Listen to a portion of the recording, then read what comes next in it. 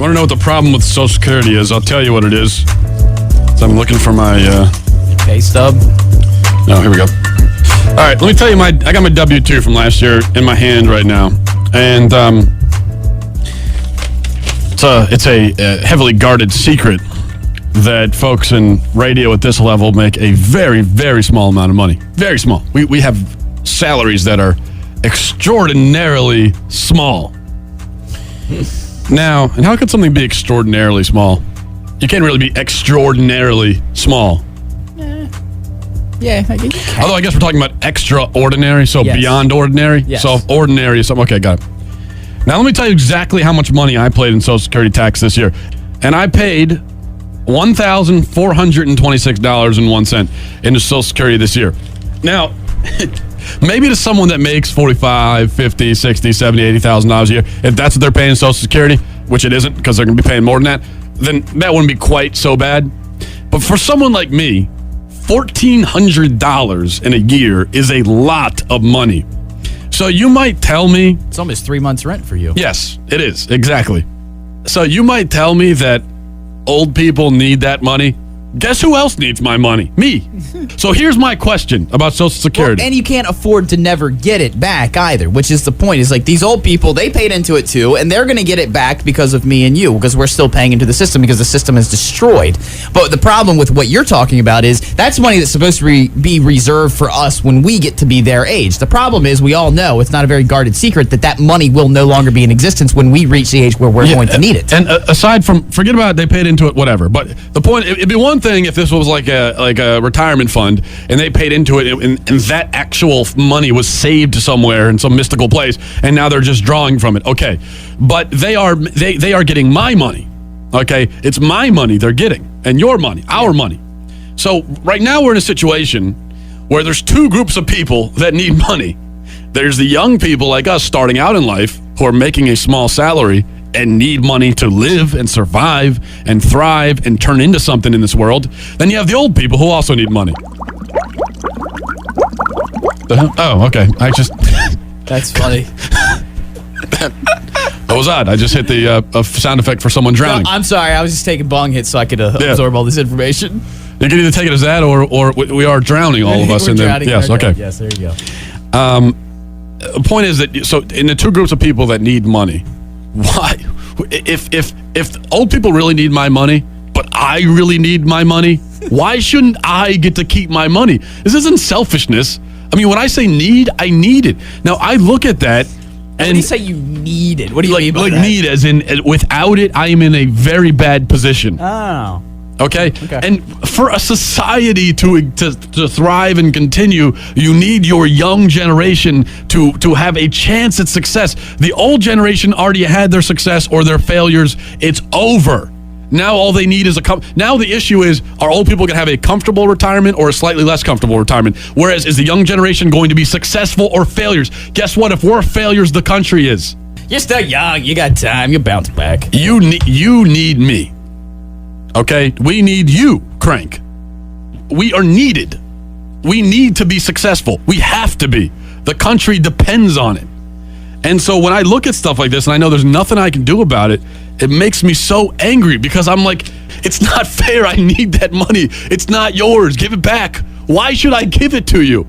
What is this, me being selfish? One day, when I hopefully am successful and I have money to spend, I promise you, it's in my religion, I will be donating lots of money to charity. If I was given $1 million tomorrow, I swear to you, I would give half of it away. I would, Thanks, if man. not more, to you, and you can take it. Thank you. I would give half of that money away, and I'm not kidding. If I was given $10 million, I'd give all of it away except for $1 million, and that's not a joke. And I hope that one day I have a chance to prove that I mean that. Yeah. But right now, in my life, I cannot afford to be charitable. I have to be charitable to myself right now because I'm only 24 years old. And so this system is ridiculous. So don't tell me that the 75-year-old really needs the money, because the 24-year-old really needs it too. And not every 24-year-old is living on their parents' dime. A lot of us aren't. Well, the problem with this is that everybody was promised this money. These old people were promised the money. and they paid into the system as well. But the problem with the way things are right now, the status quo that is right now, is that we are still paying into this. We're paying into fiction land. That's what we're doing. We're throwing money away that we're supposed to be promised the same thing that they're getting, but it's not a veiled secret that we're not going to get that money. They were promised our money before we even existed. They were promised, they were promised our money. Originally, they were promised their money because they started the Social Security program, and then they were paying into it, and they were just supposed to get that money back when it came time. But then through mismanagement, that money was no longer there that was theirs, but now they continue to get our money because their money's been spent. So my question is, where are we going to get our money? You know what I mean? Whose money are we going to be getting that's actually our money? So where's the money come from when we need it? I'm so confused by the words I'm even saying, and this is how retarded the whole system is. But it's not even confusing. The only solution here right now, this country was built on self-dependency. The only solution is for everyone to keep what they have and earn what they have. That's the only thing that will solve this. Any other complicated formula where Harry's paying for Dick and Dick is paying for Jane is just not going to work right now. Now, honestly, this is exactly the situation to me, and there's no difference, okay? If Mikey came to you and said, Crank, I promised Sally $3,000. I promised it to her. I mean, I really did. And in fact, she lent me money. Okay. So Mike comes to you and says, Sally lent me $3,000 like 3 years ago. I promised her I'd pay her back, and she really needs it now. So I'm going to rob the money from you. Hope it's okay. And I'm going to give it to Sally. Does that situation make any sense to you at all? Would you be, okay, if you promised it to this other person who I don't know, if these two people who I don't know promised it to each other, then of course I'm going to pay for it. Now, forget about the fact that me, Crank, I need that money because I have a young family I'm trying to start, and I have mortgage I got to pay. Forget about that. I'll just pay for Sally. The only thing, because I'm drawing a diagram, and it's even funny because actually when I draw the arrows, it actually makes these like drunk eyes and a smiley face. That's with the tongue hanging out. Well, there you go. Look at that.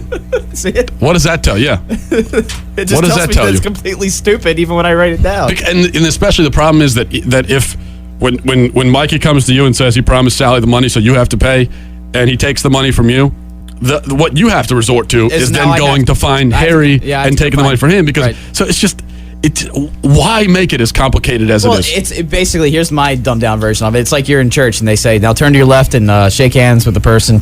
Shake hands with the person to the left of you. Eventually there's going to be a guy at the end and there's going to be no one's hand to shake. And there's not going to be anything for him to get in return. Yeah, that's why I sit on the end of the pew at church so I don't get any hands shaken my way because I hate that. But now imagine that everybody leaning to the side gets to grab a fistful of money, and then when you go to grab a fistful of money, there's no money to grab. Yeah. That's what's going on. Yeah, then I'm kicking shins and taking money. And that's what I would like to do here. The problem is that since the young generation is saddled with the burden of the old generation, because their generation, keep this in mind, yeah, the old, and look, I don't hate old people. I've said many times, I respect old people, and old people are great, except when they're behind the wheel of a car, driving in the fast lane. Yeah. But at the same time, it was their generation that came up with these ideas and screwed them up. It was the old generation that screwed all of this crap up. And so now we have to come in and take care of these charity cases that made themselves into charity cases, thereby turning us into charity cases. I do have a simple solution.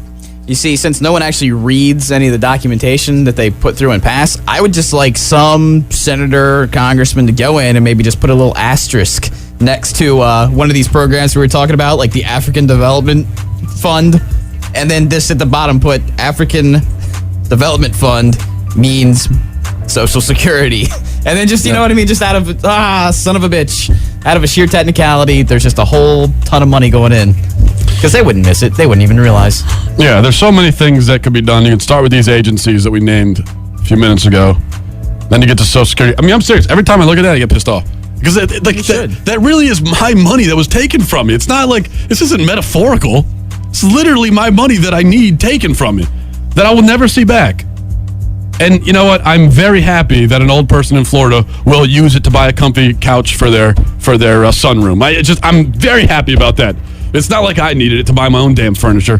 The best part is, for me, I mean, I'm 7 years older than you, but the exact timeline that Social Security will run out is exactly when I will retire. Oh, perfect. Well, not that I'll ever retire. But if you get mad about that, then you're just mean and greedy.